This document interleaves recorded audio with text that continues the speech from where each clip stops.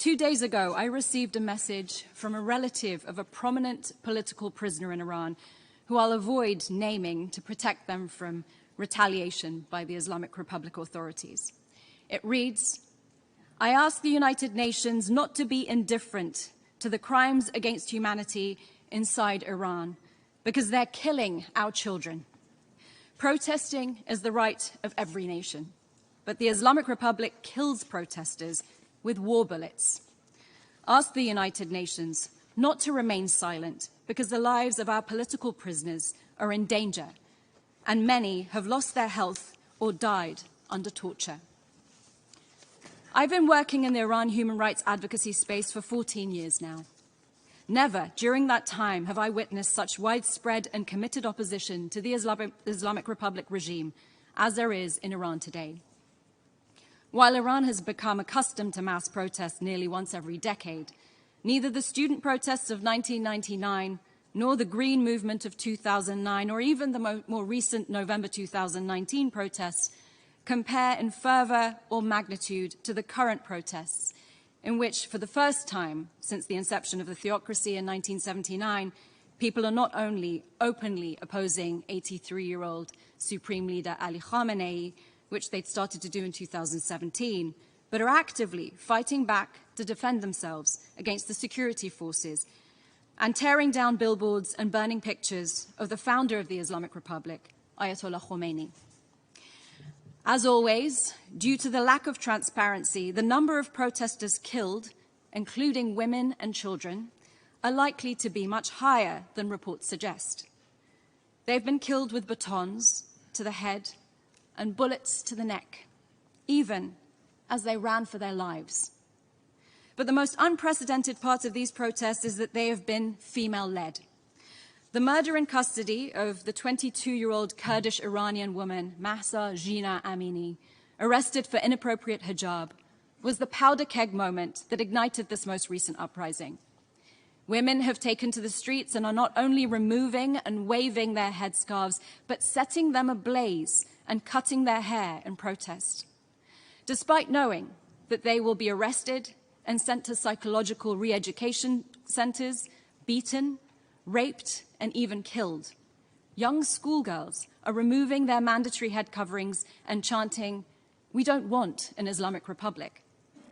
The movement's slogan, "Woman, Life, Freedom," is a declaration of opposition to a regime which has built itself on being anti-woman, pro-martyrdom, and repressive.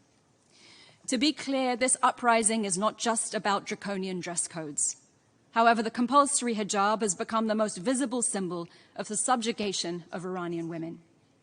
Now, Iranian men and women stand shoulder to shoulder against the Islamic Republic's gender apartheid regime that has maintained its power not only through the segregation and oppression of women in Iran, but denial of all Iranians from freedom of expression, association, and assembly, as well as fair trials and due process.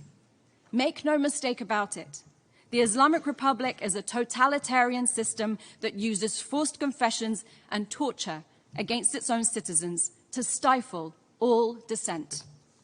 According to the World Economic Forum's 2022 Global Gender Gap Report, Iran ranks 143rd of 146 countries. The Islamic Republic exemplifies why countries with the most discriminatory laws and attitudes towards women tend to also experience the greatest turmoil, which in turn compromises international peace and security. This brings us to the first myth, which has sadly been perpetuated not only by representatives of the regime in Iran, but also by global pundits. And that's the myth that compulsory hijab is a cultural issue that we shouldn't interfere with. But you don't need to subjugate people into observing cultural norms, where schoolgirls are defying a lifetime of indoctrination by rising up in classrooms, and people are taking to the streets in their tens of thousands to protest something, despite the risk of death at the hands of the authorities. You can safely assume that's not part of their culture.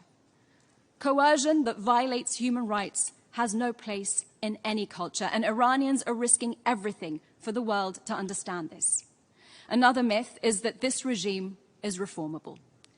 However, the 43-year case study of the Islamic Republic has proven otherwise.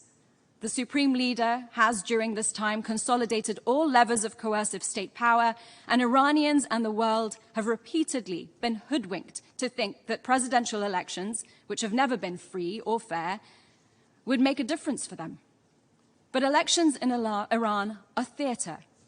The rise to the presidency of Ebrahim Raisi, who has been a pillar of the oppressive state, implicated in crimes against humanity, and whose leadership harkens back to 1980s Iran, is proof enough that a culture of impunity reigns supreme in Iran, and the theocracy is impervious to reform.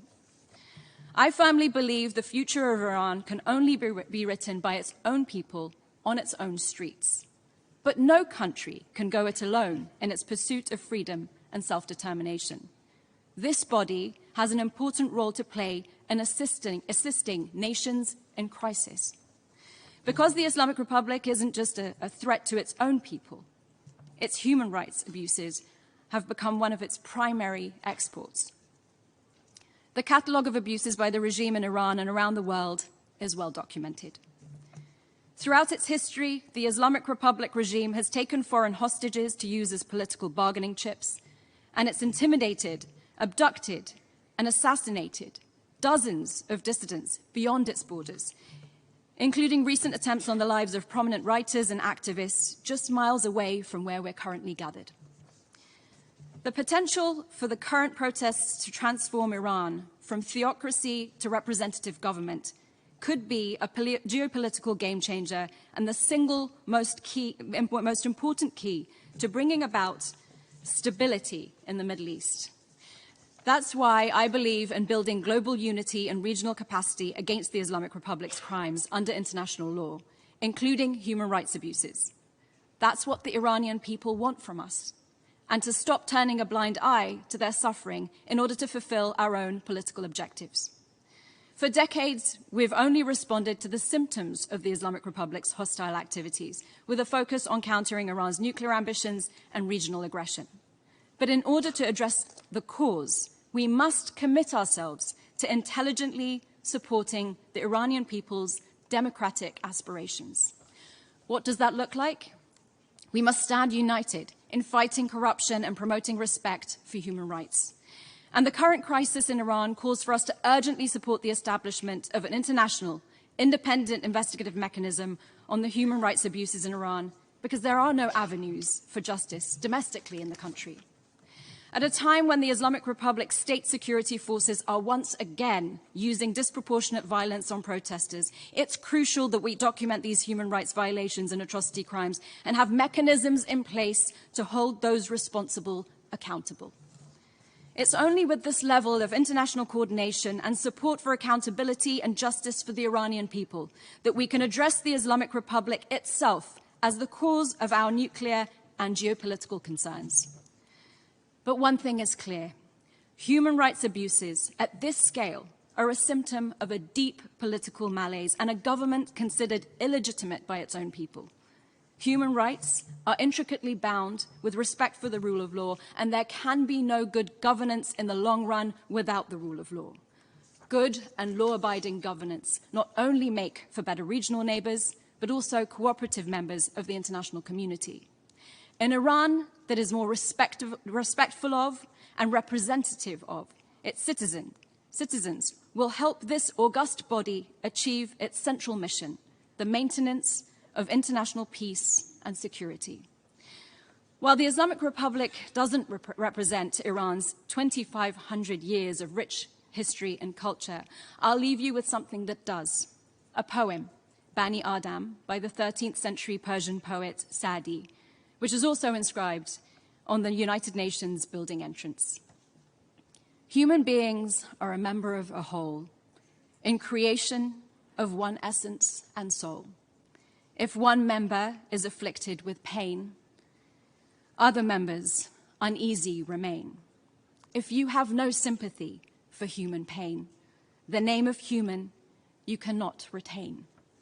The international community should want what the courageous demonstrators in Iran want. It's time for us to stop abetting the Islamic Republic of Iran and start supporting the freedom-loving people of Iran. Thank you. Thank you, Nazanin.